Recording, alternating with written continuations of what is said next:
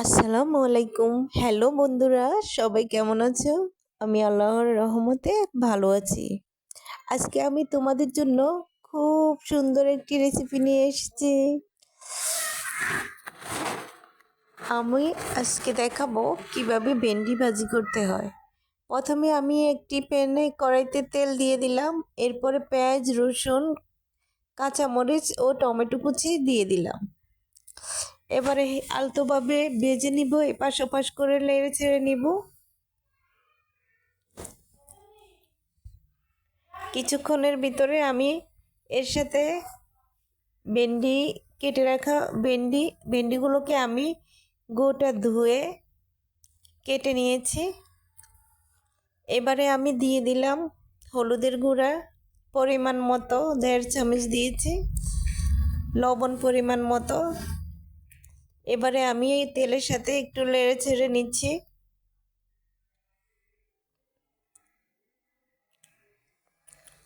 এপাশ ওপাশ করে খুব ভালো করে নেড়ে ছেড়ে নিতেছি। এরপরে আমি দিয়ে দিয়েছি ধুয়ে রাখা ভেন্ডিকে কেটে স্লাইস করে নিয়েছি, সেগুলো দিয়ে দিলাম তেলের উপরে।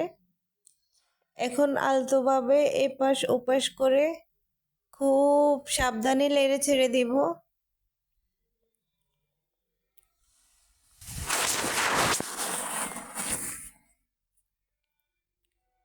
তেলের উপরে আমি এটিকে ফ্রাই করব।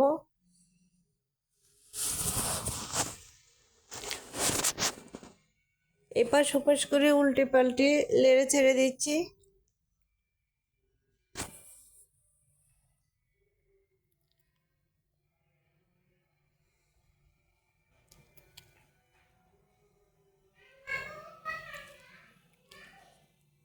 এরপরে আমি চুলার আঁচটা মিডিয়াম লো হিটে রাখবো, যেন নিচে দিয়ে পোড়া লেগে না যায়। আমি দেখছি অনেকের নিচে দিয়ে ভেন্ডি ভাজি করতে গিয়ে পোড়া লেগে গেছে।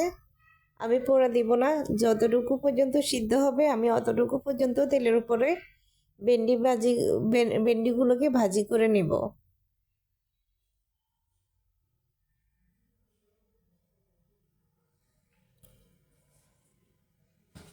এভাবে ভেন্ডি ভাজি করে খাবেন, কোনো পোড়া যাবে না, দাগ পড়বে না, সবুজ রঙটাও চলে যাবে না, সুন্দর থাকবে সবুজ রঙটা। ঢাকনা দিবেন না, ঢাকনা দিলে রঙটা কালারটা নষ্ট হয়ে যাবে। আমি ঢাকনা দিয়ে নাই, মিডিয়াম লো হিটে রেখেছি চুলার আঁচটা।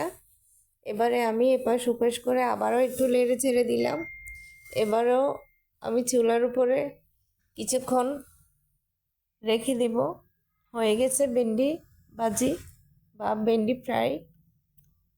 এবারে একটু মেলে দিয়েছি, ছড়িয়ে দিয়েছি কড়াইতে, হয়ে গেছে। এবারে পরিবেশন করব। কি সুন্দর সিদ্ধ হয়ে গেছে, ধরার সাথে সাথে গলে গেছে। পরিবেশন করে ফেললাম। কেমন হয়েছে ভেন্ডি ভাজি জানাবেন। আপনারা এভাবে ভাজি করে খাবেন, দেখবেন অনেক মজা।